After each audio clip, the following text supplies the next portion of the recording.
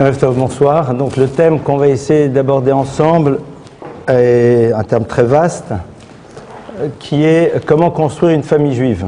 Alors bien sûr, certains pourront me dire pourquoi ne pas intituler ça tout simplement comment construire une famille. Pourquoi est-ce que j'ai mis famille juive? On va essayer de s'en rendre compte dans quelques instants si vous le voulez bien. Le point de départ de notre réflexion commence bien sûr par un thème que nous allons tirer de la paracha de cette semaine, Balak. Nous avons donc dans un épisode extrêmement fameux de l'histoire du peuple juif dans le désert, un événement qui est celui donc de la confrontation que va avoir le peuple d'Israël avec un personnage très particulier qui s'appelle Bilham, qui va être commandité par un roi qui s'appelle Balak, pour pouvoir maudire le peuple d'Israël. Reposons un petit peu les cadres de l'histoire. Le peuple juif donc est en mouvement, il va vers la terre d'Israël, et bien sûr dans ce mouvement, les différentes peuplades qui sont en face de lui leur proposent d'abord de ne pas rentrer en conflit, et puis si conflit il y a, eh bien le peuple d'Israël avance et avance.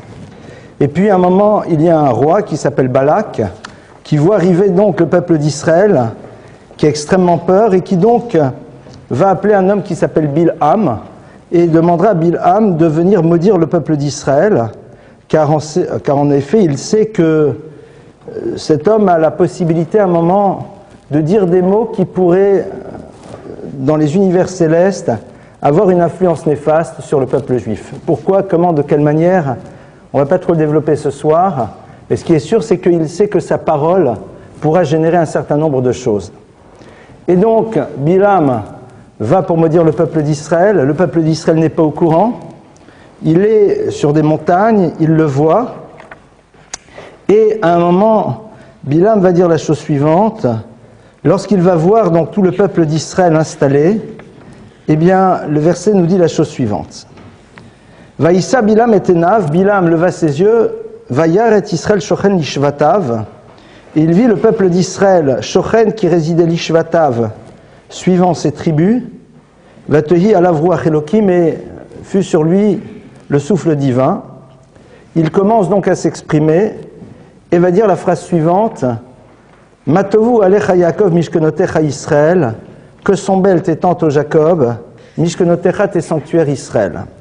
Une des phrases les plus fameuses de bénédiction que l'on connaisse dans la tradition juive, puisque vous savez que dans bon nombre de synagogues, eh bien, on a cette phrase qui est inscrite en haut, Matovu alecha Yaakov, que sont belles tes tentes Jacob, mishkenotecha Israël, tes résidences Israël. Vous le verrez sûrement dans bon nombre de synagogues, cette phrase a été prononcée donc par cet homme Bilham, qui est le prophète des nations et qui vient maudire le peuple d'Israël.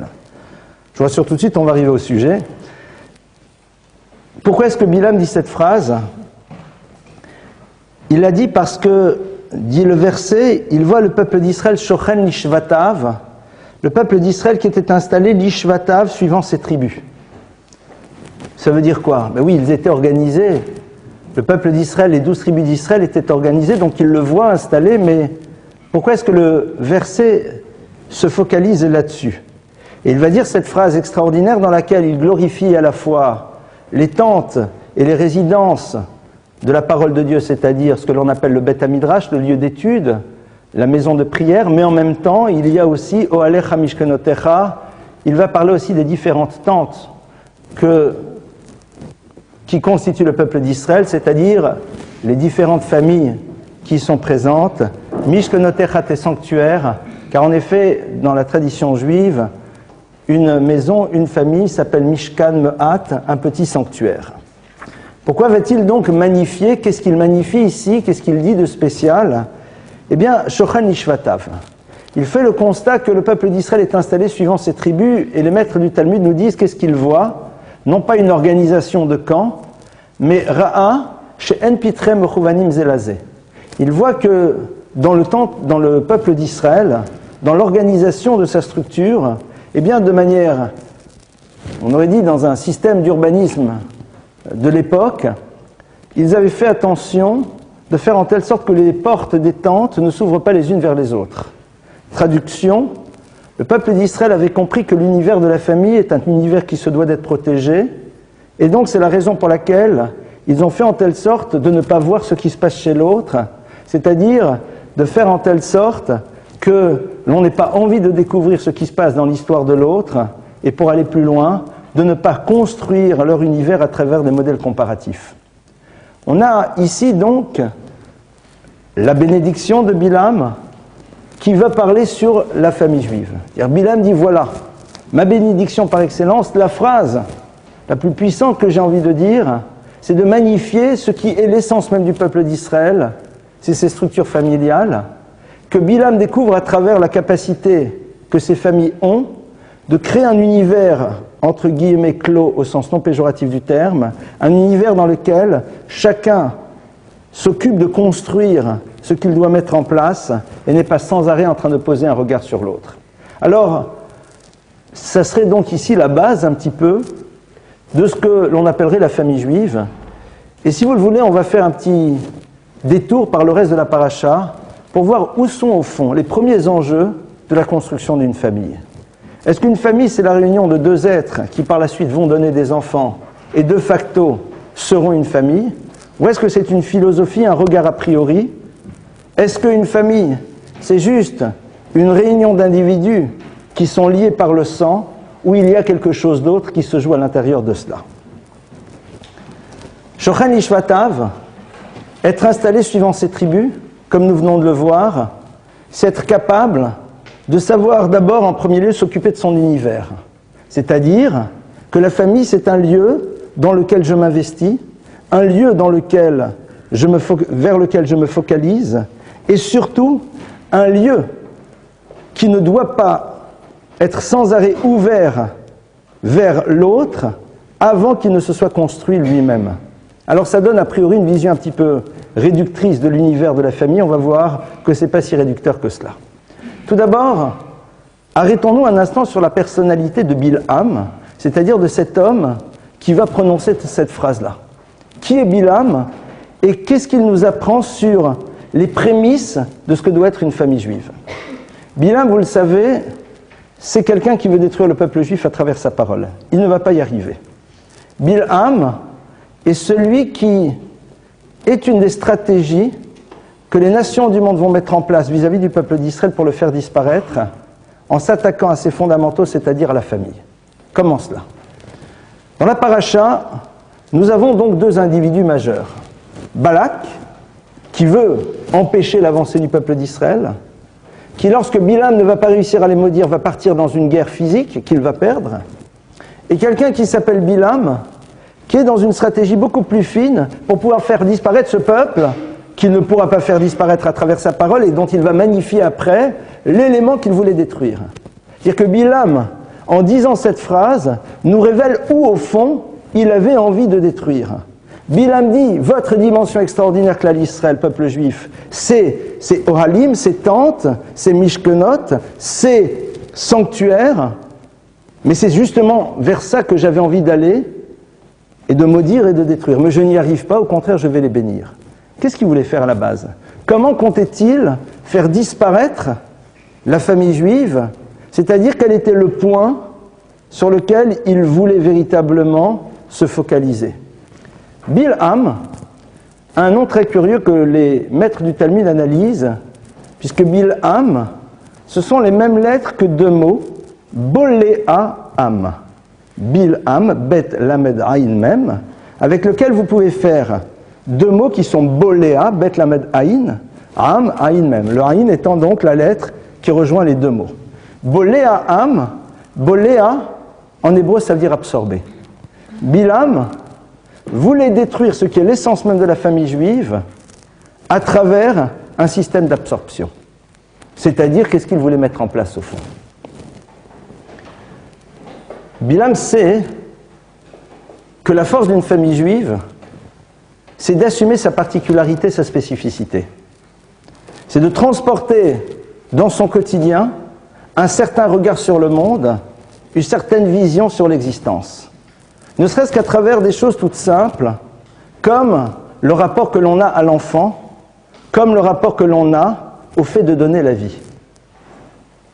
La vision que nous avons dans la Torah de ce qu'est une famille, c'est un lieu dans lequel un homme et une femme se rencontrent, et cette rencontre doit faire émerger la venue d'un certain nombre de neshamot, d'âmes dans l'univers.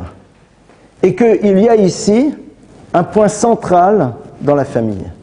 La famille n'est pas un lieu dans lequel des enfants vont naître. La famille est un lieu dans lequel on désire amener des enfants à la vie. Bien sûr, il ne s'agit pas de faire un concours et de dire « j'en ai plus que toi », mais c'est avant tout dans ce que l'on a dans la tête. Est-ce que l'enfant est un élément que l'on met à l'intérieur ou est-ce que l'enfant fait partie du projet de la famille dans sa structure même? C'est-à-dire, est-ce que nous nous voyons en tant qu'hommes et femmes comme vecteurs de la possibilité d'amener dans le monde des âmes? Et vous comprenez bien qu'à partir de cela, il y a une différence fondamentale avec d'autres définitions de la famille.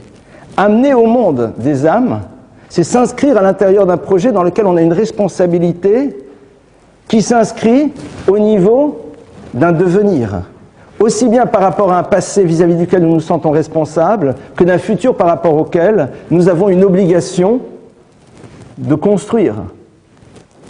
Et ce n'est pas du tout la famille dans laquelle je m'intéresse à moi, dans lequel l'enfant et l'autre n'est là que pour pouvoir satisfaire mon besoin de bien-être. C'est-à-dire que derrière cela, c'est une autre philosophie de l'existence qui se dégage. Aujourd'hui, vous constaterez que la plupart du temps, si les familles explosent, c'est que nous avons, comme les deux éléments premiers qui les constituent, essentiellement deux égos. EGO. Des pseudo-égos AUX, mais surtout deux égos. Deux individus qui cherchent à voir de qui ils vont pouvoir prendre, qui regardent l'autre à travers ce qu'il va pouvoir leur donner. En quoi va-t-il satisfaire mes besoins et mes attentes? La Torah nous dit c'est exactement le contraire. La famille, c'est un univers dans lequel tu te poses la question de ce que tu vas apporter à l'autre, de ce que tu vas donner à l'autre. Et de manière plus large, de par le fait que je possède cette potentialité d'amener la vie, de la responsabilité que cela crée. L'enfant n'est pas un poids, l'enfant c'est une responsabilité. Une autre lecture. Et Bilam, ce qu'il veut, c'est faire en telle sorte que les fondamentaux de la famille n'existent plus à travers le regard différent qu'elles porteront sur ce qu'est une famille. Comment est-ce qu'il fait? Comment est-ce qu'on amène quelqu'un à poser un autre regard sur ce que doivent être les choses de manière très simple? Boléa, absorber, ce sont les mêmes lettres qu'un autre mot, qui est le mot alouv, qui veut dire mépriser. Boléa, bet, lamed, aïn, ou alors alouv, aïn, lamed, bet. Ce sont les mêmes lettres, organisées différemment. Bilam a compris que pour pouvoir amener le peuple juif à abandonner son regard spécifique sur la famille et de manière plus élargie sur l'existence, il faut que le juif se sente méprisé, méprisable dans sa vision qu'il a des choses.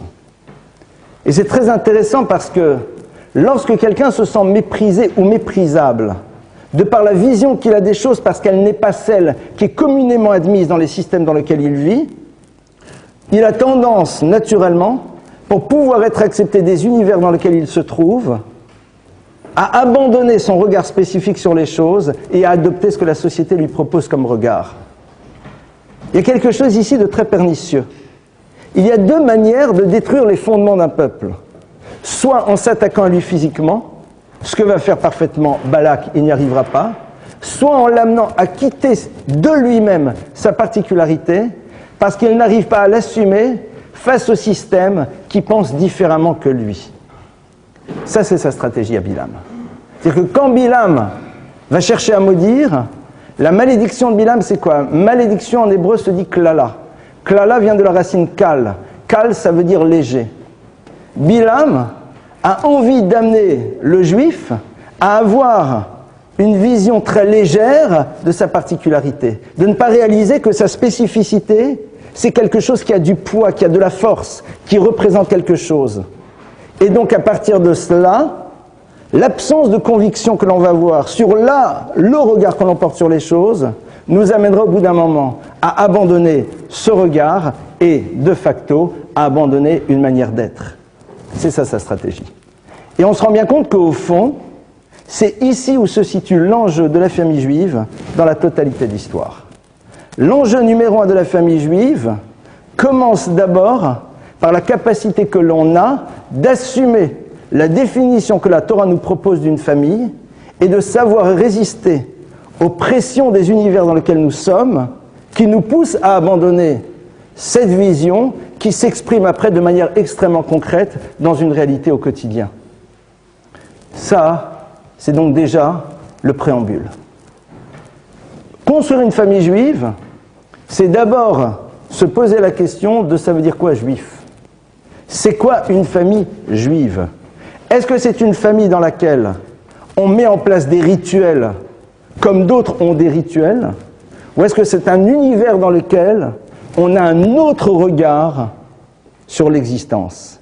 Est-ce que c'est un univers dans lequel ce que d'autres nous proposent sur ce qu'est le rôle de l'homme et de la femme, sur ce que doit être l'importance de l'enfant, est-ce que nous sommes prêts à un moment à nous inscrire en faux, à l'assumer et être capables de ne pas vouloir, sur ce point-là en tout cas, nous intégrer.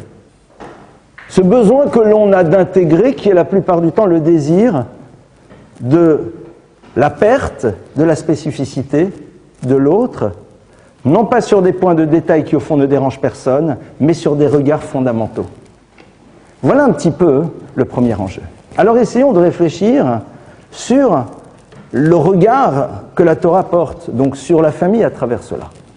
Tout d'abord, Ra'ash en pitrem chouvanim zelazé, rentrer dans un monde dans lequel je ne construis pas ma démarche en regardant ce qui se passe chez l'autre. Traduction, savoir que je ne peux pas être l'imitateur de l'autre, parce qu'en étant l'imitateur de l'autre, je ne construirai jamais ma propre histoire. Le Mesilat Yesharim, qui est donc un texte fondamental du Moussar, de l'éthique, nous dit Yesod HaChassidut v'shoresh avodat mima. La base même de toute la démarche du service divin est She'itbarer ve'itamet etzel ha'adam machovato be'olamo. Que soit clair et évident chez l'individu quelle est son obligation dans son univers. Non pas quelle est l'obligation que l'homme a dans l'univers, mais quelle est la mienne, perso, be'olamo, dans mon propre univers. Donc c'est-à-dire, c'est dans mon univers à moi que je vais devoir découvrir qu'est-ce que je dois faire émerger de manière particulière. Donc ce n'est pas en essayant de faire ce qui se passe chez l'autre que je vais construire véritablement mon histoire. C'est-à-dire qu'on n'est pas ici dans un principe qu'on n'était pas curieux, on n'était pas jaloux, c'est évident. Mais en pitrem chouvanim zelazé, ce qui se passe chez l'autre ne m'intéresse pas parce que l'autre ne doit pas constituer pour moi la référence à imiter. Ah, vous allez me dire, mais l'autre, alors je vois arriver les gens avec les gros sabots, oui, mais l'autre est pratiquant et moins. Mais c'est pas parce que l'autre l'est que je dois l'être. C'est dans la relation que je décide, moi, d'avoir avec le Créateur, que je dois inscrire ou non une dimension religieuse dans notre famille. Ce n'est pas un copier-coller de ce que l'on voit chez les autres. La Torah ne supporte pas les imitations. J'avais un maître qui nous disait la chose suivante, je dis au passé parce que celui-ci n'est plus de ce monde. J'avais un maître qui nous disait que l'objectif, ce n'est pas de faire quelques locomotives qui tireront de multiples wagons, mais que chacun soit sa propre locomotive, c'est-à-dire que chacun sache qu'il construit une histoire par lui-même et qu'il ne doit pas chercher à faire en telle sorte que son histoire soit calquée sur celle de l'autre. Parce que machovato be'olamo, quelle est ton obligation dans ton propre univers? Et ton univers, c'est toi, ton conjoint, ta structure familiale, et non pas ce qui se passe chez l'autre. C'est vrai que c'est beaucoup plus simple d'être dans des copier-coller. C'est vrai que c'est beaucoup plus simple de voir le modèle de fonctionnement de A et de le reproduire chez nous. Et ça peut éventuellement marcher, mais on passe complètement à côté de l'histoire. Pour faire ça, il faut un sacré courage. Le courage de se poser la question de qu'est-ce qu'on attend de moi? Qu'est-ce que je dois construire de particulier dans ma famille? Qu'est-ce que je dois mettre en place? La première règle, comme nous venons de le voir, c'est d'échapper à celui qui a voulu la maudire, cette famille. C'est-à-dire d'échapper à l'influence de quelqu'un qui s'appelle Bilham et qui a envie de nous absorber, c'est-à-dire de faire perdre la spécificité de l'individu, en lui faisant abandonner par lui-même cette particularité. Comment cela? Comme nous venons de le voir, en faisant en telle sorte qu'il se sente honteux d'avoir cette particularité. De manière très concrète, ça veut dire quoi? Une famille se construit dans la capacité que l'on a de se dire « j'ai 20 ans, j'ai 19 ans, j'ai 21 ans, j'ai 22 ans, je construis mon couple ». Ça commence là. C'est-à-dire d'aller à l'encontre des systèmes qui nous disent « vis ta vie », kiffe l'existence, ou alors qui vont me dire « comment peux-tu imaginer construire une famille si tu n'as pas encore de quoi payer un loyer d'un 3 pièces et d'acheter la machine à laver la vaisselle ?» C'est totalement entendable. Ça, c'est Bilam. De me dire, il n'y a rien de grave. Si. Parce qu'à partir du moment où j'ai cette idée, je peux rencontrer l'autre qui est mon autre par excellence, mais je ne pourrai pas m'engager parce que pour moi, l'idée du couple n'est pas présente. Pourquoi? Parce que la société m'a dit que ça ne se fait pas qu'à ton âge, tu construis et tu t'investisses. Au nom de quoi? Au nom de quoi? C'est-à-dire qu'avant même de rentrer dans comment ça se passe dans mon couple, travaillons en amont. Le regard que l'on porte sur à quel moment on construit une famille, de quelle manière on la construit, sur quelle base on la met en place. Est-ce qu'il faut d'abord avoir un certain confort matériel, une certaine forme d'indépendance, et d'avoir fait des études comparatives, pudiquement, auparavant, pour pouvoir après arriver avec des images pleines dans la tête et faire des sélections à plus ou moins long terme pour savoir si on va s'engager ou pas. La vision juive de la famille, c'est de protéger celui ou celle avec qui je vais m'engager en n'ayant pas d'autre image dans la tête que lui ou elle. Construire un couple, c'est me préoccuper du fait que je n'aurai pas besoin de réfléchir quel est le prénom que je vais dire au moment où je me retrouverai près de l'autre. Parce qu'il n'y en a pas eu d'autre dans ma bouche. De ne pas me préoccuper de savoir si l'autre va penser est-ce que c'est mieux ou moins bien qu'auparavant, parce qu'il n'y a rien eu auparavant.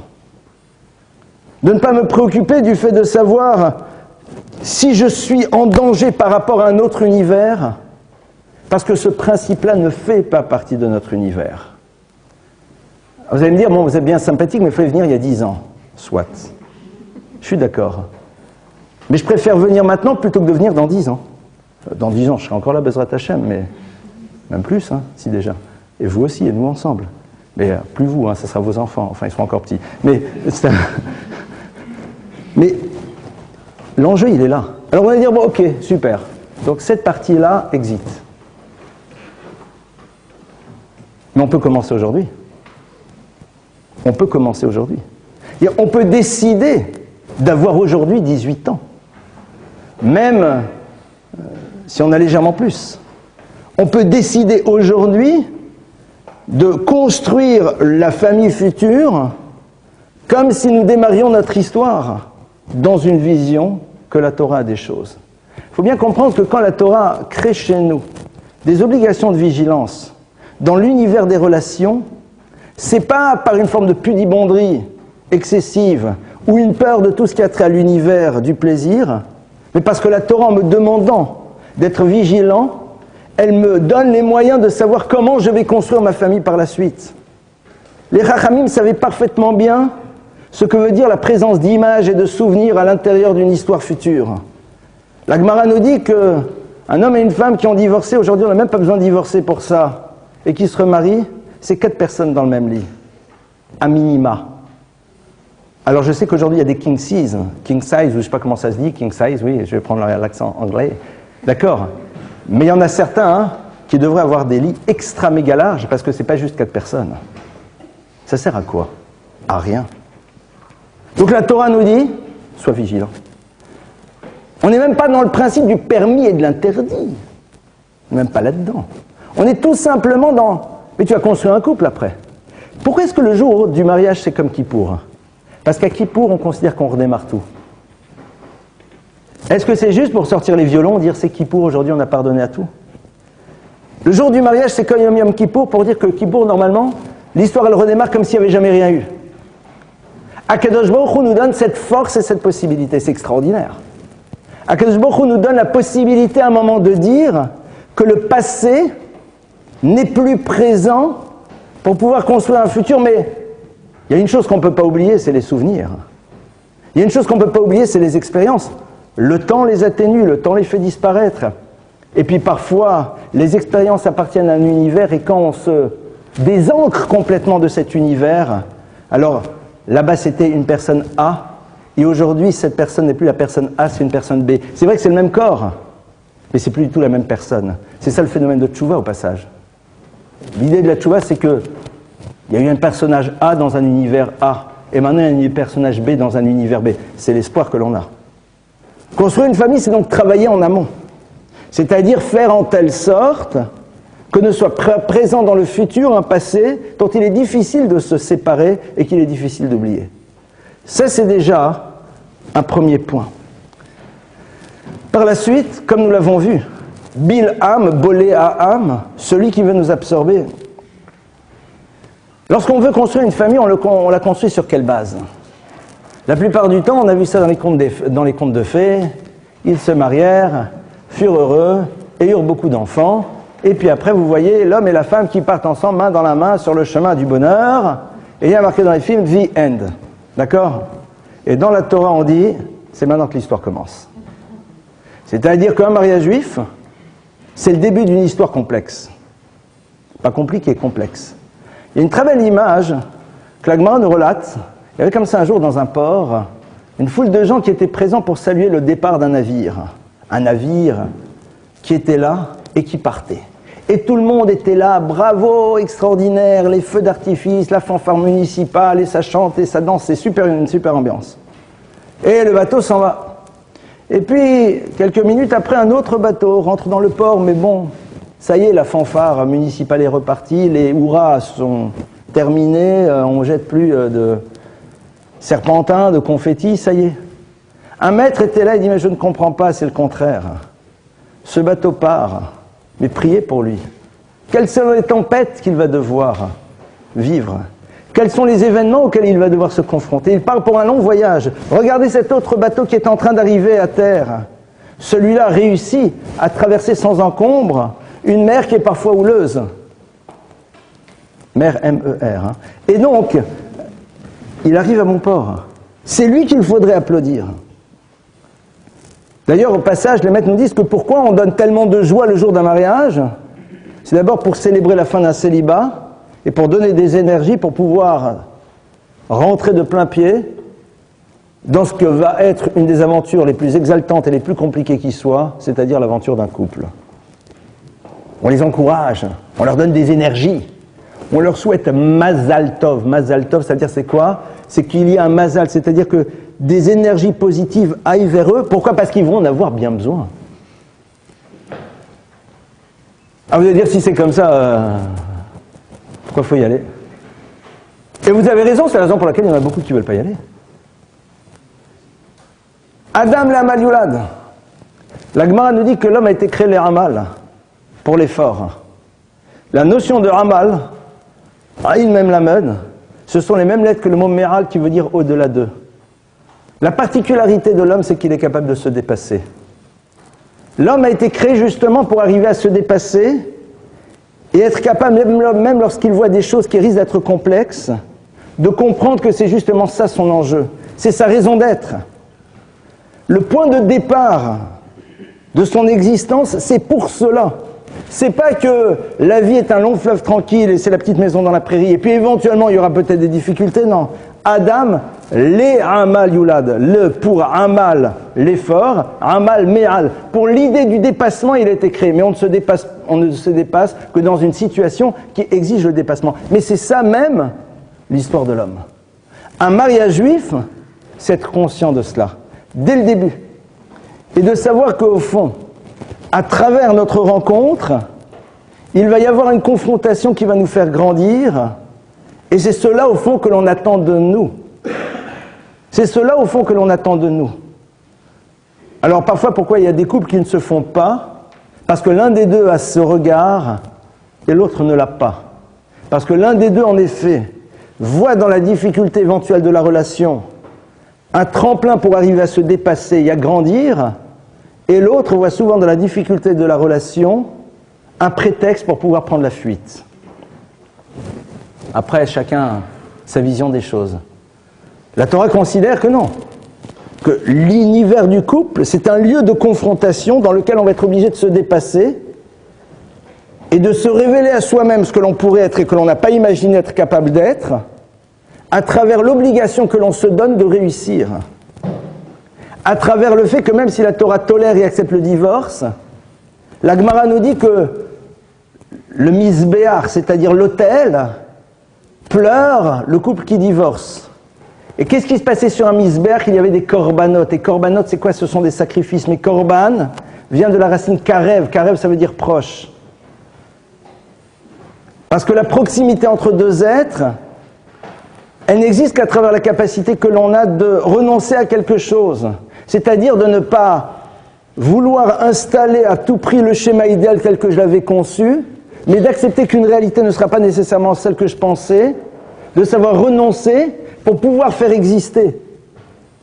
Le misbéar, qui est le symbole de cela, pleure, parce qu'il nous montre au fond quel a été l'échec. L'échec, c'est l'incapacité du renoncement pour pouvoir construire le rapprochement. Parce que de manière assez paradoxale, lorsque l'on est prêt à renoncer, on révèle à l'autre son importance, puisqu'on est prêt à renoncer pour lui ou pour elle. Donc quelque part, au moment du renoncement, on est dans le révélateur d'un vrai rapprochement, d'un désir d'être proche, parce que justement, c'est la raison pour laquelle je suis prêt à renoncer. Ça, c'est le regard que la Torah nous propose sur le couple. Un mariage juif, c'est ça.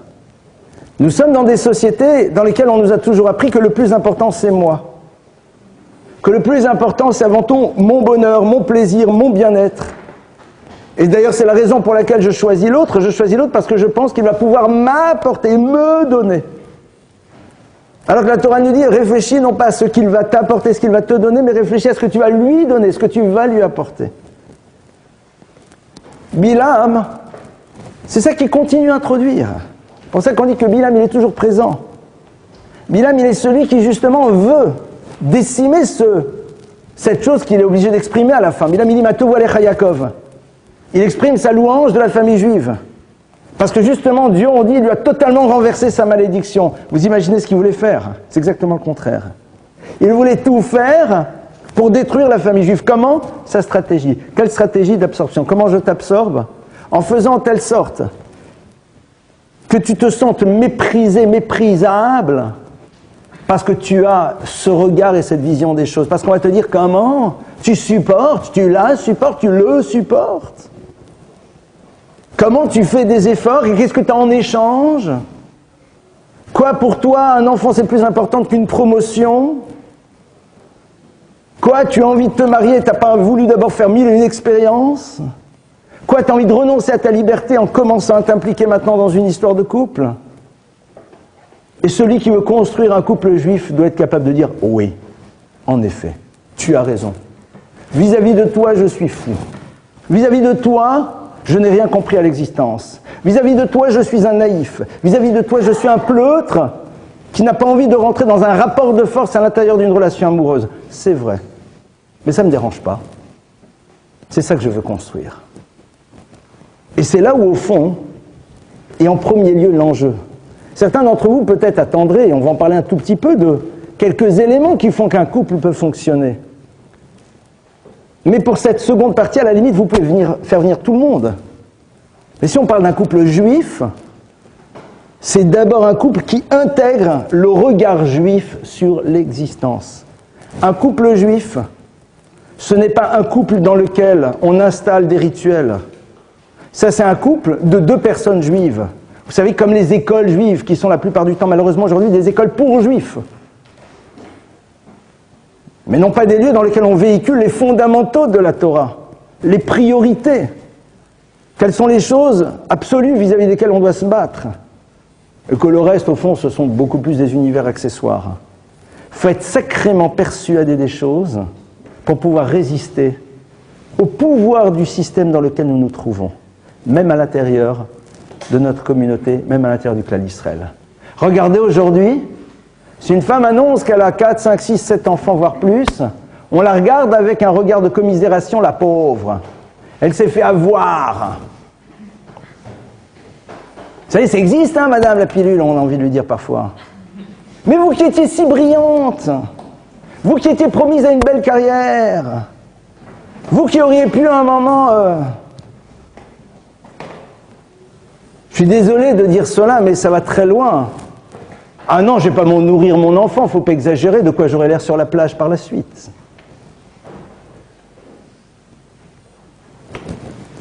Et ça devient évident, et ça devient normal.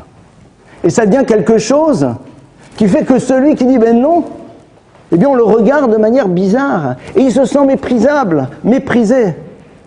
Vous imaginez la force qu'il faut avoir construit à l'intérieur de soi. Construire un couple juif, c'est être capable de dire à la personne qui est en face, je suis désolé, mais la phase de la rencontre, ce n'est pas une phase de test. Ce n'est pas une phase dans laquelle tu vas faire une énième étude comparative pour savoir si la réactivité des peaux est identique. Non. Ah, mais sinon, qui me dit que? Et tu penses que tous ceux qui n'ont pas fait le test vivent une vie dans tous les domaines du couple, complètement sclérosés, coincés, dans lequel l'univers du plaisir et du bien-être n'est pas là? Ils sont tous fous, c'est ça. On me dirait, oui, mais je connais des gens qui... Bien sûr, moi j'en connais plein. Moi, ce qui m'intéresse, c'est de voir comment la Torah voit les choses. C'est vrai que quand on arrive dans un univers Torah, mais qu'on y arrive chancelant, alors les choses se passent parfois un peu difficilement. Ah, mais si c'est comme ça, comment tu veux que j'avance? T'as raison, n'avance pas, salut. Bon vent. Si je ne suis pas quelqu'un de suffisamment important pour toi pour être capable de renoncer à tes appétits qui se situent un peu plus bas que ton cerveau, eh bien, c'est que sans doute, on n'a rien à faire ensemble. Je te remercie de me le dire à cette étape de la relation, ça me permet de ne pas perdre mon temps. Et on est dans un monde dans lequel on dit « Mais non, t'es fou, t'es folle, arrête, laisse tomber, sinon tu vas le ou la perdre. » Je perds qui? Je perds quelqu'un qui est incapable de tenir compte de quelque chose qui est fondamental, de quelqu'un qui invente toutes sortes d'argumentaires pour obtenir quelque chose qui va s'inscrire dans le ici et maintenant, de quelqu'un qui veut commencer par la fin F-I-N ou F-A-I-M. Non, non. Mais c'est vrai que c'est très angoissant en même temps. Mais à un moment, construire un couple juif, c'est capable en amont déjà de se positionner avec un regard Torah sur les choses et sur l'existence. À un moment, on a une histoire très intéressante avec le prophète Élie. Vous allez sûrement vous rappeler de cette histoire, je vous en ai déjà parlé. Lorsque Eliyahu Hanavi se retrouve sur le mont Carmel, avec le peuple d'Israël qui est en train à la fois d'un peu servir le bon Dieu, mais en même temps de servir les idoles du Baal, à un moment, le prophète Élie va dire une phrase qui est très politiquement incorrecte pour un rabbin. Il va dire au peuple juif, jusqu'à quand vous allez être en équilibre sur les deux plans de la balance? Im Lachem, si vous adhérez à la vision que Dieu a des choses, mais allez-y. Veim la Baal, si vous adhérez au Baal, aux idoles, mais allez-y. Jusqu'à quand vous allez être en équilibre et ne pas être bien ni ici ni là? Positionnez-vous, prenez une direction. Se positionner, prendre une direction, s'exprime après parfois dans le temps au niveau de la réalisation. Je suis d'accord. On ne passe pas du tout au rien du jour au lendemain, surtout pas, c'est quelque chose qui peut être dramatique et totalement déséquilibrant. Mais est-ce que je suis positionné? C'est-à-dire, est-ce qu'à un moment, j'ai une vision claire de là où je veux aller, comment je veux y aller, et autour de quels fondamentaux j'ai envie de construire mon existence? Ça ne veut pas dire que du jour au lendemain, je vire d'un univers à l'autre, mais je prends une route. Poser Hachna Soipim, c'est celui qui est à droite, qui est à gauche, qui est à gauche, qui est à droite, qui est à droite, à gauche, dans une forme d'équilibre permanent. Et la plupart du temps, ces énergies sont là pour gérer ces contradictions et non pas pour avancer dans une direction. Je suis désolé, c'est pas très gentil de le dire de cette manière. Mais je crois qu'à un moment, on n'a pas la possibilité de ne pas se poser vraiment cette question, parce que sinon, le temps passe, il avance de plus en plus. On est dans une société qui nous donne l'illusion de l'éternité.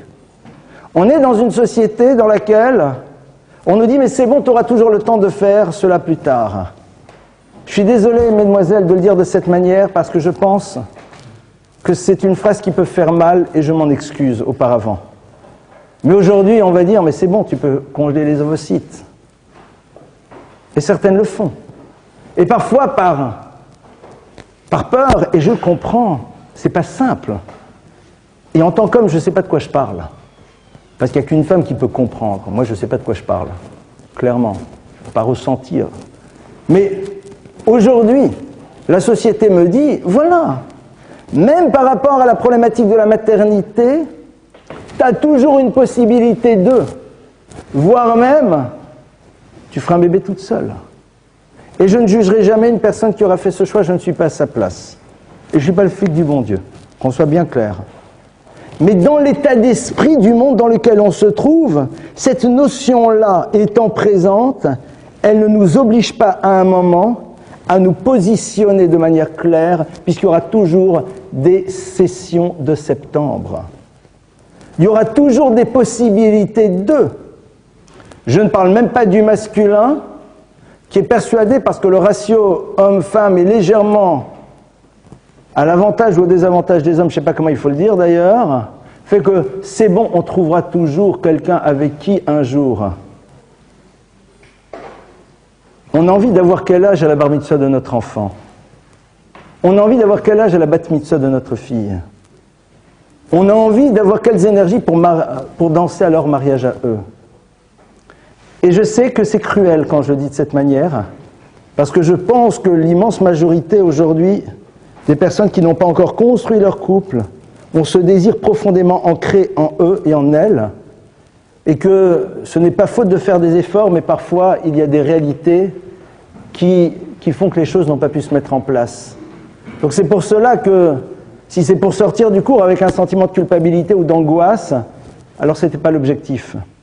L'idée, c'est plus se dire à un moment, sommes-nous prêts à faire une forme de kippour pré-mariage pour pouvoir arriver au véritable mariage dans lequel il y aura ce vrai kippour? C'est-à-dire, sommes-nous prêts à un moment, quel que soit notre âge, quel que soit notre vécu et notre passé, à nous dire, je veux inscrire un couple juif, ça commence maintenant dans mon célibat. Ça commence maintenant alors que je ne suis pas dans mon couple. Ça commence dans une autre manière de fréquenter l'autre. Ça commence dans une autre manière de voir l'autre. Ça commence dans une autre manière de réfléchir à ce que veut dire l'engagement. Ça commence dans une autre manière de définir c'est quoi une priorité. Ça commence dans une autre manière de regarder qui est l'autre et quels sont les éléments fondamentaux dont j'ai besoin, dont nous avons besoin pour bâtir. Ça commence par faire tout ce qui est nécessaire pour évacuer les images. Ça commence par tout ce qui est nécessaire pour un moment ne plus être à l'écoute de ce que la société a défini, a défini comme étant un conjoint acceptable par elle, cette société. Arrêtons de nous préoccuper du regard que les autres auront de nous à travers la personne qui sera à côté de nous. Regardez qui je suis, regardez à côté de qui je suis. Non. Ce qui m'intéresse, c'est de savoir qui est véritablement cette personne avec laquelle je vais bâtir. Je me rappelle un jour d'une jeune fille qui me disait, vous comprenez, moi je suis bac plus 7, il est bac plus 3. Je lui ai dit, écoute, si au niveau intellectuel, vous n'avez rien à voir, et quand vous parlez, vous êtes dans deux univers, je comprends.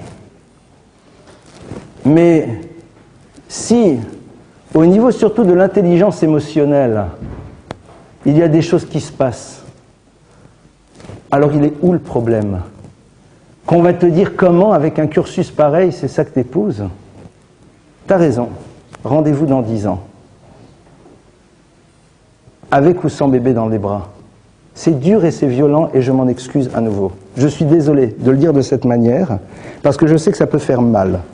Et ce n'est pas du tout mon objectif, mais c'est un moment essayer de se dire, mais on a la possibilité à un moment d'inscrire un autre regard sur les choses. C'est un choix. Le problème c'est quoi? C'est qu'on a peur de le mettre en place parce qu'on est dans un monde dans lequel les autres ne fonctionneront pas sur ce principe. Eh bien, c'est pas grave. Tout l'univers de la Emouna, de la foi et de la confiance en Akadosh Baruch Hu se situe justement par rapport à cela. On va, si vous le voulez, essayer d'avancer, je regardais l'heure, je pensais que j'étais au début. On va essayer, si vous le voulez, d'avancer un tout petit peu plus. Donc, dans savoir maintenant, ça va être quoi un couple juif? Un couple juif, donc comme on l'a vu, ça s'élabore en amont. Ça s'élabore en amont en se protégeant. Et si on ne s'est pas protégé parce qu'on était dans un monde qui nous a poussé à ne pas le faire, en décidant aujourd'hui d'avoir une certaine forme de vigilance, même si on ne peut pas totalement faire disparaître le passé, mais le passé ne sera plus un élément qui nous empêchera d'avoir un futur. Il sera là, il se diluera dans ce que l'on construira par la suite. C'est vrai. Mais déjà, n'en rajoutons plus. N'en rajoutons plus. Et si l'autre n'est pas prêt à jouer le jeu, c'est son problème. C'est pas le mien. Alors bien sûr, certaines personnes vont dire « Ah, serait-ce à dire donc que si l'autre à un moment continue à avoir toujours une attitude qui n'est pas complètement conforme à la loi juive, je dois dire stop. Regardez d'où on part, chacun, et sachez à un moment, au fur et à mesure, mettre des paliers. D'accord ? Chacun en fonction de son histoire. Mais voyez si l'autre est prêt à gravir ces paliers avec vous. Voyez s'il y a ce désir commun à un moment de revirginiser des relations, de faire en telle sorte qu'elles repartent sur d'autres bases, sur d'autres fondements. On peut le faire.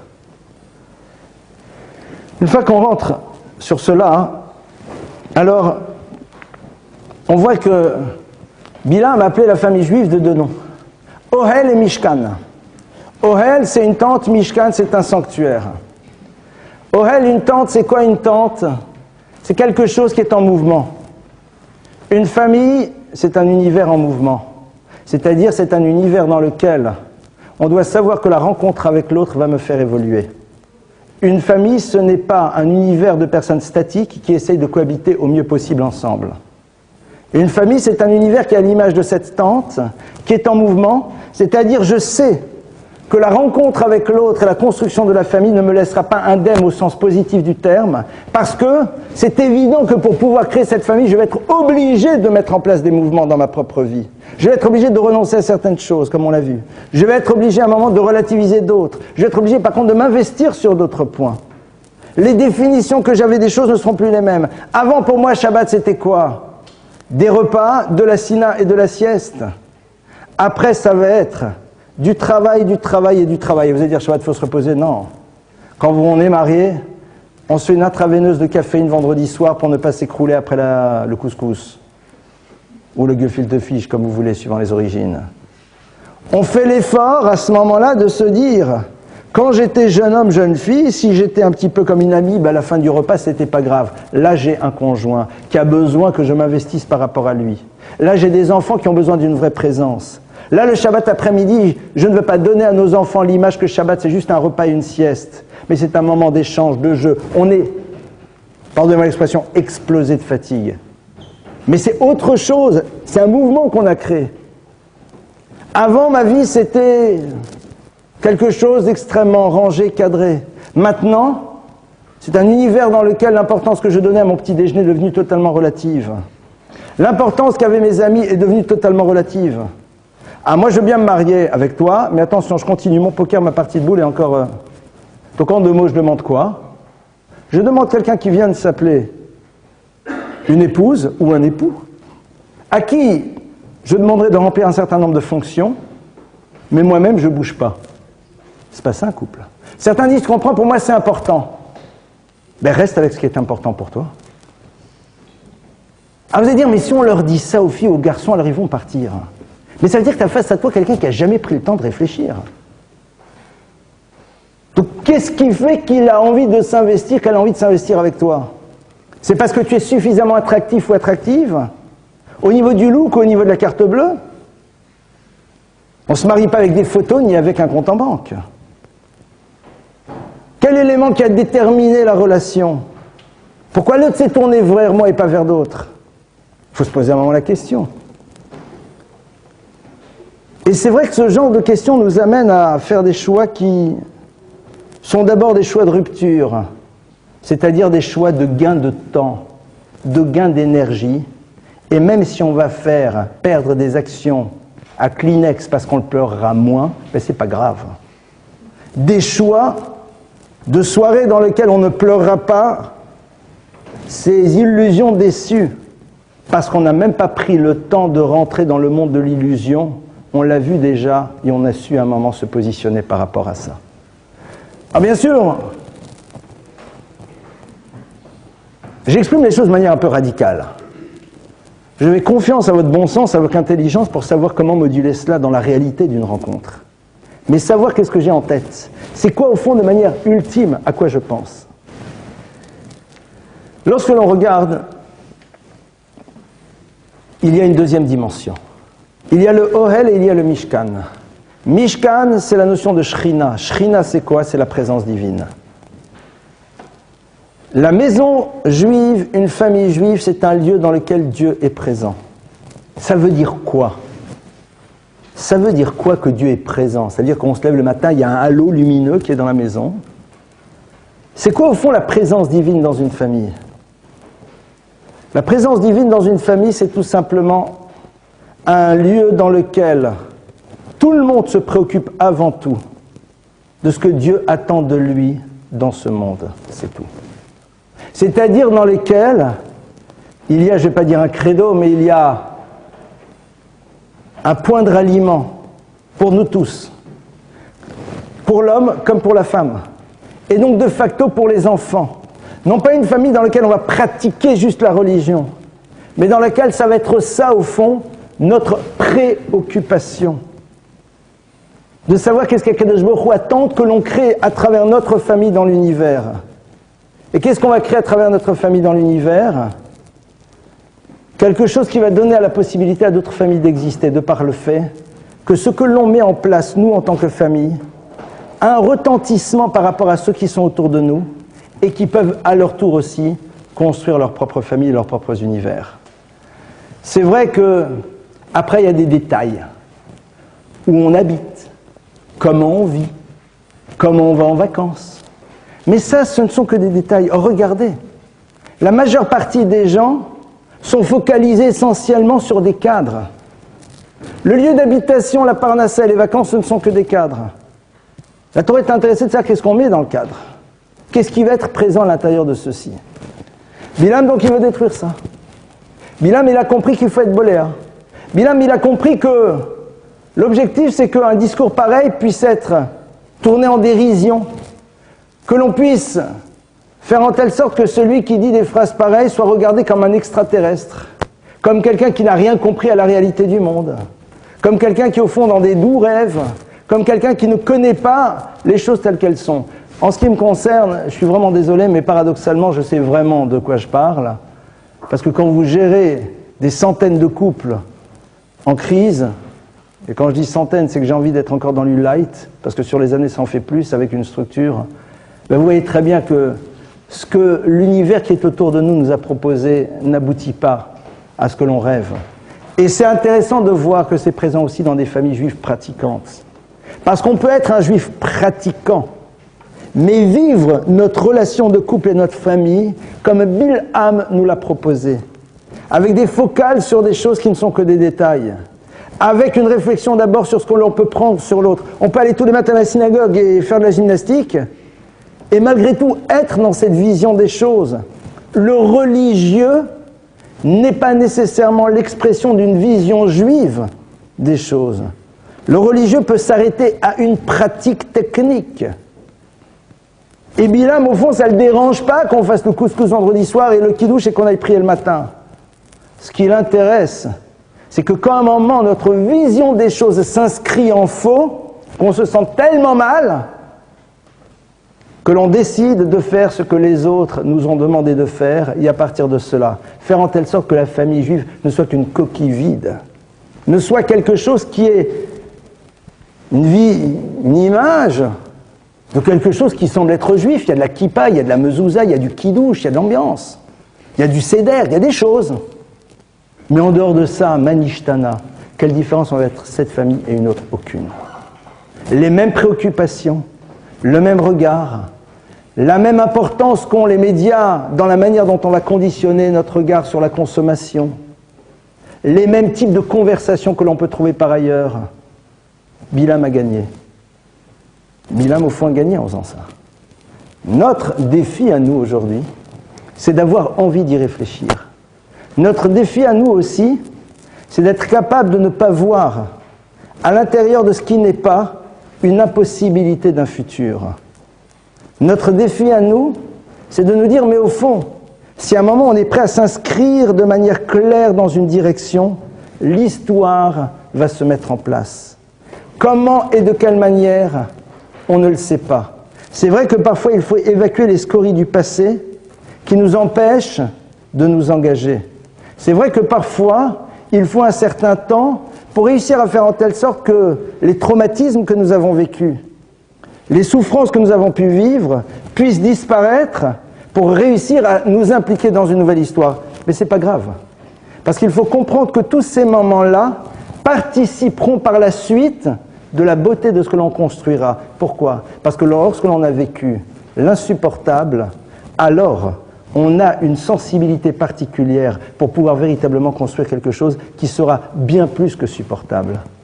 Parce que le passé va alimenter notre sensibilité et nous permettra au contraire, dans ce couple que l'on va construire, de savoir être le plus juste dans notre manière d'être, si tant est que nous avons décidé de prendre le temps d'y réfléchir. Voilà quelques pistes, quelques points de départ sur ce sujet. Quand je vous dis qu'on n'est qu'à l'introduction des choses, je pense que vous me croirez, mais j'avais envie de partager avec vous ce soir cette réflexion. Comme je vous l'ai dit, c'est peut-être pas simple à entendre, c'est peut-être pas simple aussi à dire. Il faut l'entendre, je pense, non pas à travers le prisme d'un regard sur ce qui s'est passé, mais à travers des bases à partir desquelles on peut mettre en place un futur. En mitpalelim al she'avar. La Gemara nous dit, on n'a pas à prier sur le passé, ça ne sert à rien. En mitpalelim al she'avar. Pourquoi? Parce que tout ce que l'on prend pour penser au passé, ce sont autant d'énergie qui nous empêchent de construire le futur. Le passé est. Il a eu lieu comme il a eu lieu, point. C'est comme cela. Il fait partie de notre histoire.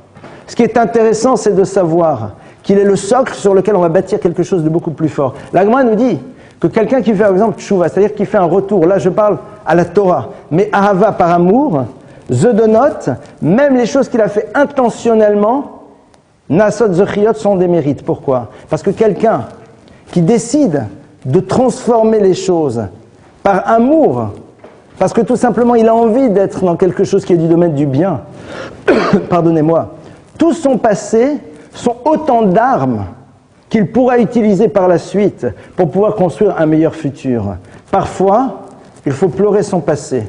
Parfois, on a besoin d'un tiers. En français, dans le texte, ça s'appelle des thérapeutes, mais des gens qui connaissent leur métier, pour pouvoir faire le point et comprendre qu'est-ce qui fait qu'on a souvent joué contre son camp. Comprendre pourquoi on n'a pas voulu voir des choses qui étaient tellement visibles. Ça, c'est vrai. Parfois, on en a besoin. Il faut faire preuve de courage que de se confronter à un moment à certaines choses qui ne sont pas simples à voir, mais qui au fond sont le préambule de quelque chose qui sera Bezrat Hashem beaucoup, beaucoup, beaucoup plus beau. Voilà quelques pistes de réflexion. Si vous le voulez, on passe à vos questions. À vous les questions.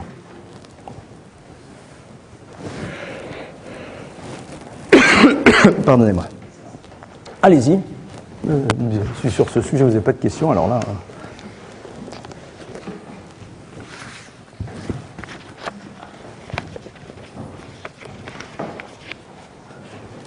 Moi j'ai une réflexion, mais elle est un peu déprimante. Ah non, c'est pas l'objectif. Hein. Vous parlez de l'après-rencontre et les dysfonctionnements qu'ils peuvent avoir à l'intérieur du couple. Mais en amont, il me semble un désastre, c'est la rencontre. Il me semble que aujourd'hui, à Paris, on n'arrive pas à se rencontrer entre les filles juives et les fiancés. Et je vais même plus. Il y a des tranches d'âge qui sont je dirais, c'est fini. Pourquoi je dis ça? Parce que il y a un critère important, la différence d'âge.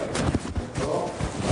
Beaucoup de jeunes femmes, de femmes, ont ce critère-là en tête, surtout avec les rencontres par fiches interposées, type J-Dream, Internet et compagnie.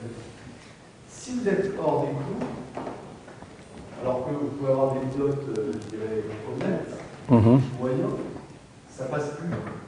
il y a ça, il y a la parnassa, bon, ça peut être avec plus de bienveillance, mais il y a probablement un certain nombre d'hommes qui ont des illusions, et malheureusement j'en fais partie, et je me rends compte que l'horloge biologique, de fait, elle tourne aussi pour les hommes.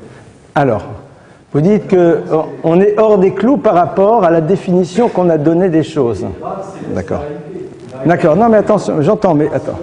Je sais, je vais vous dire, c'est quelque chose que j'entends, et même je l'entends beaucoup. Je pose la question suivante.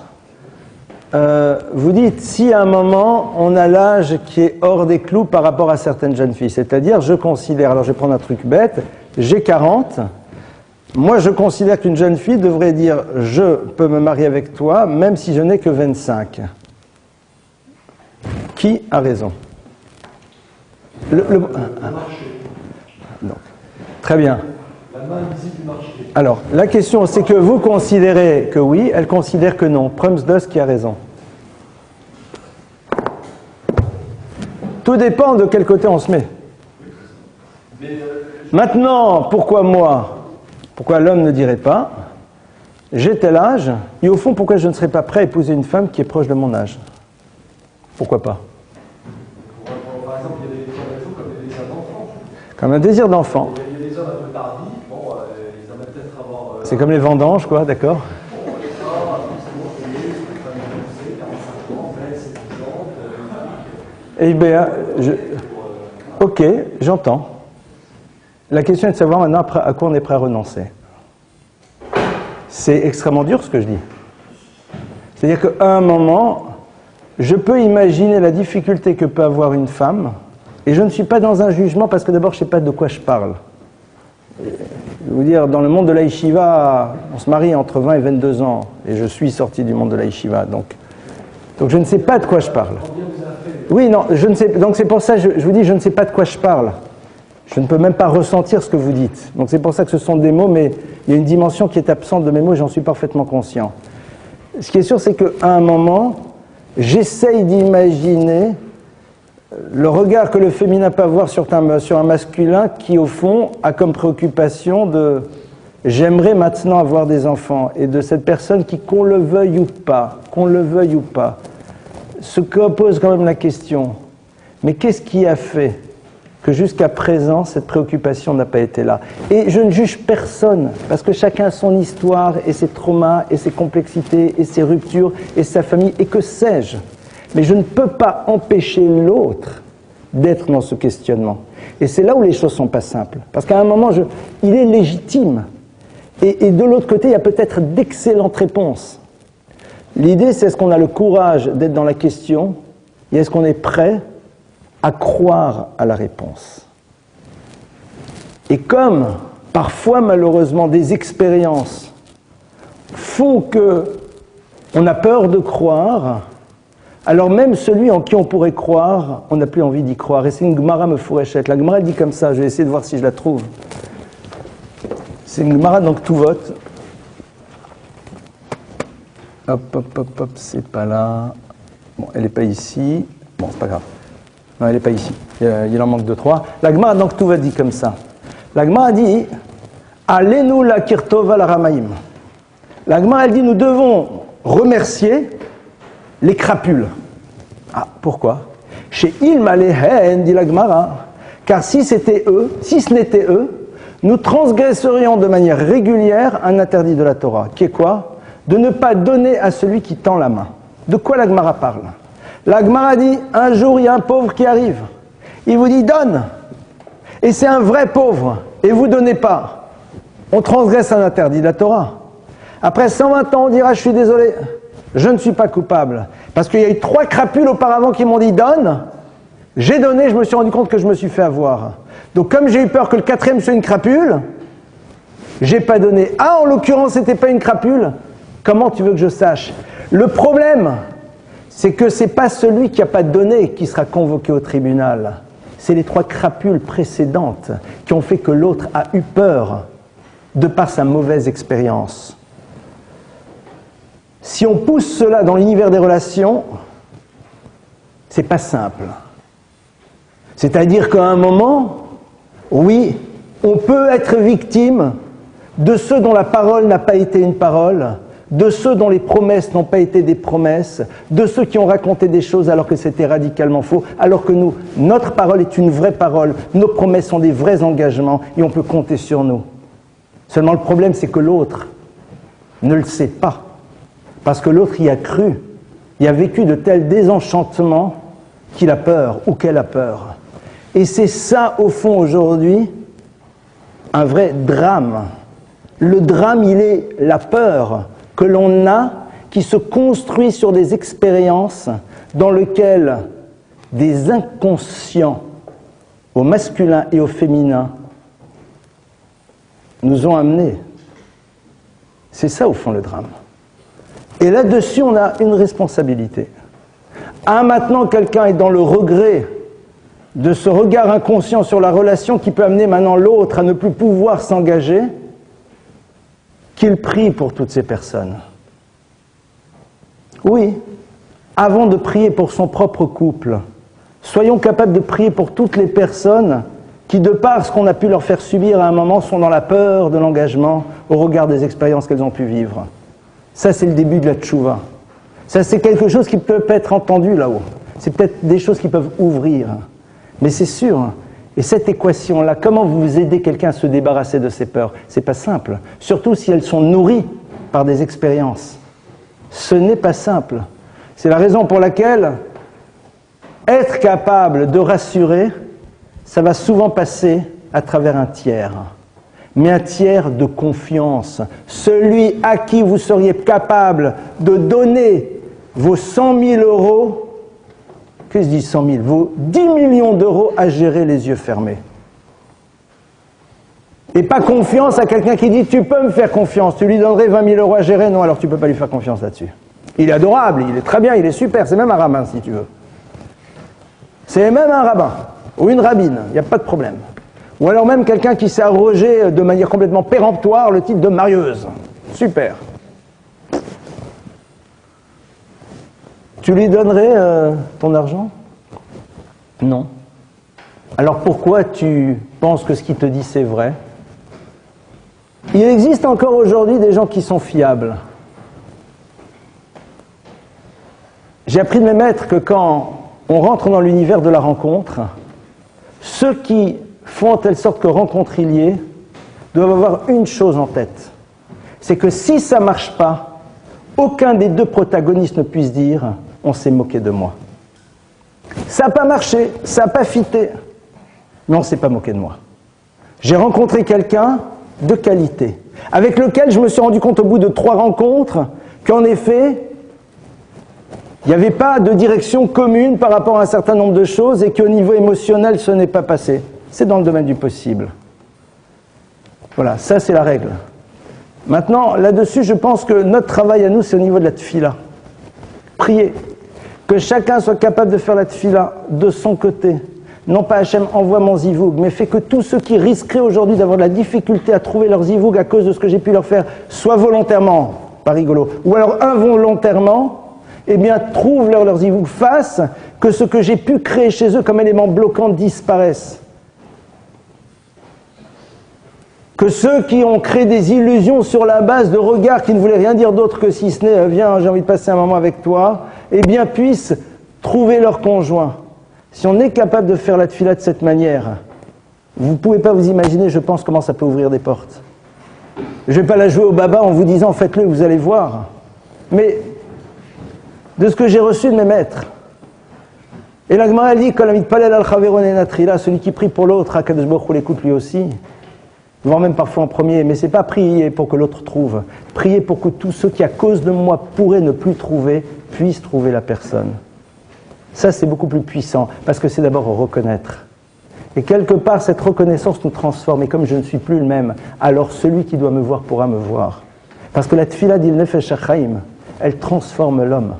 Elle fait en telle sorte que celui qui était n'est plus le même. Et donc la personne qui devait voir cette personne pourra la voir, parce que cette personne est devenue celle qu'il devait voir à travers cette tfila. Voilà une piste, mais c'est évident, c'est évident, comme je l'ai dit tout à l'heure, que je ne sais pas de quoi je parle. Et c'est vrai que la réalité de la souffrance, du temps, de la solitude, des expériences et tout ça n'est pas simple. Mais le Man Hachem, soyons capables de savoir être vigilants, de comprendre que parfois les manières un peu pas spécialement élégantes que quelqu'un peut avoir pour essayer de construire un contact sont parfois peut-être l'expression d'une timidité, mais que si derrière il y a des tentatives d'autres types de contacts, comprendre que ce n'était pas de la timidité, mais c'était de la bassesse et de la grossièreté.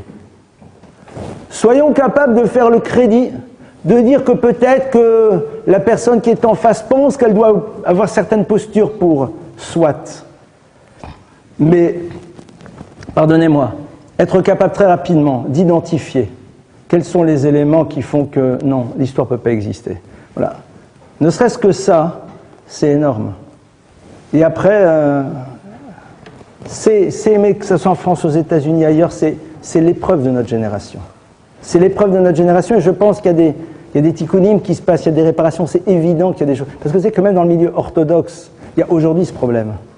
En Israël, dans le milieu que l'on appelle sioniste religieux, il y a de plus en plus ce problème.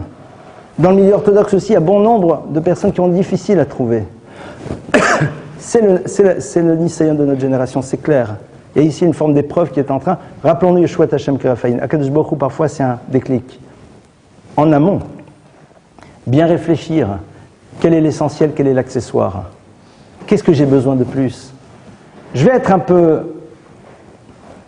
Un jour, un garçon est venu voir un de mon frère en Eretz Israël. Il a dit, j'ai entendu une fille, elle est super. Mais il dit, mais au niveau du look, c'est pas exactement ça. Mon frère lui a dit, est-ce que vraiment tu t'imaginerais même jamais la prendre dans tes bras? C'est-à-dire, tu peux pas, et ça peut être dans les deux sens. Il dit, si c'est ça, la Gemara te dit, t'as pas le droit. Et si tu dis, je ne pourrais même pas imaginer la fille comme le garçon dans les deux sens. Là, c'était un garçon qui parlait, ça peut être dans l'autre sens aussi. La Gemara dit, c'est pas possible. La Gemara dit qu'une femme, elle peut divorcer si elle dit, Maïsala, il me dégoûte. C'est quelque chose qu'on peut entendre comme... Il dit, non. Il lui dit, mais dis-moi, qu'est-ce qui va être le plus important? C'est la dimension vraie des mots qu'elle prononcera quand justement tu seras dans des moments dans lesquels tu verras plus tellement le visage parce que ce sera la nuit, ou juste la personne avec laquelle tu te promèneras dehors et que tout le monde regardera. Et au passage, si tout le monde la regarde, au bout d'un moment, tu vas être un peu ennuyé. C'est tout. Sur ce genre de choses, sur le niveau des études, sur les histoires de famille, etc. et tout, je ne donne pas un cours maintenant sur la rencontre, sur les fondamentaux, mais on doit essayer d'y réfléchir.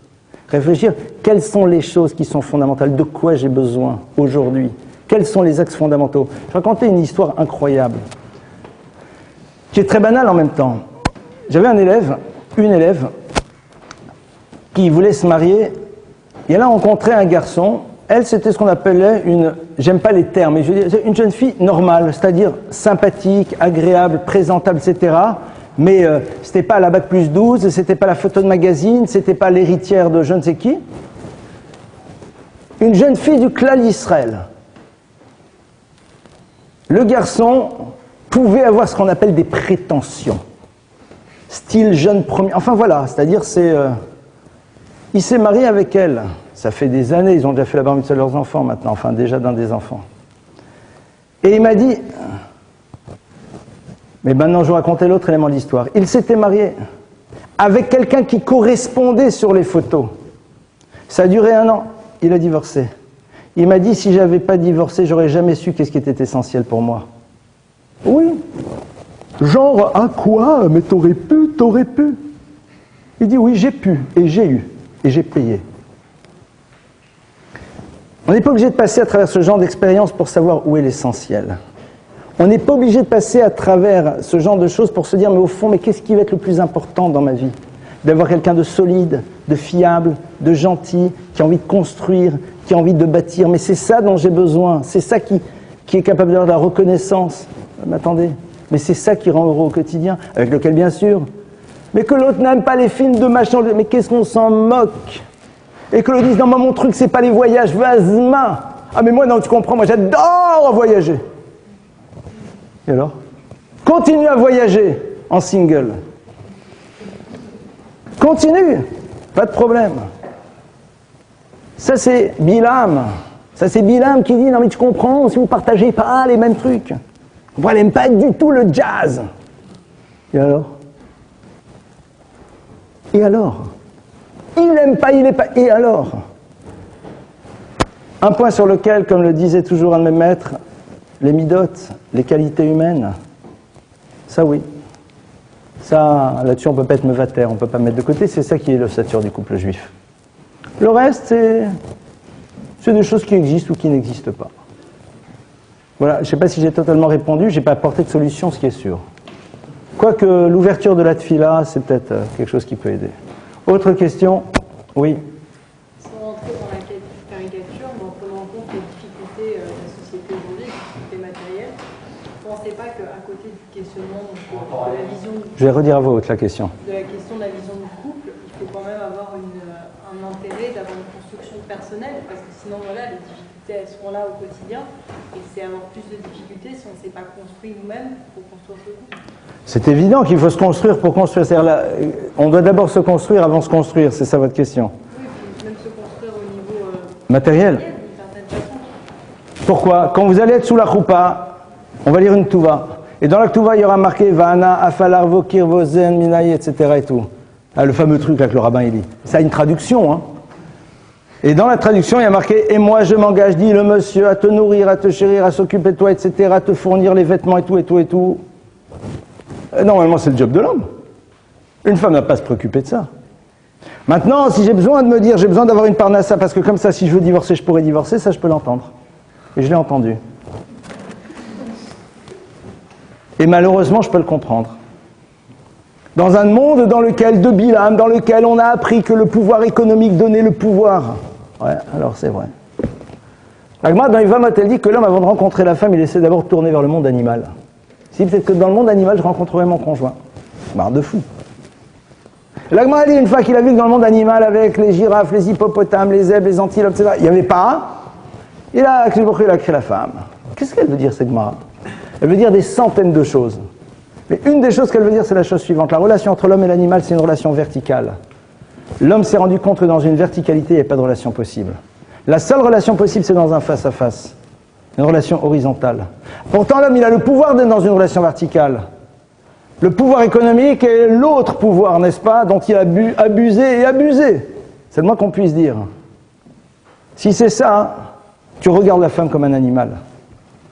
L'animal dépend. Mais c'est vertical, avec ça on ne peut pas se marier. C'est vrai, c'est Bilam, voilà, ça c'est le problème de Bilam. Ce que vous dites, pas vous maintenant à titre personnel, c'est ce que Bilam a réussi à introduire. Et c'est terrible, parce qu'au fond, il n'a pas réussi à introduire le fait que vous êtes en train de le dire. Il a réussi d'introduire dans le clan Israël l'idée que c'est moi qui amène l'argent, I paid, I said, c'est l'anglais. Je paye et c'est moi qui dirige. C'est marqué où ça? C'est marqué où?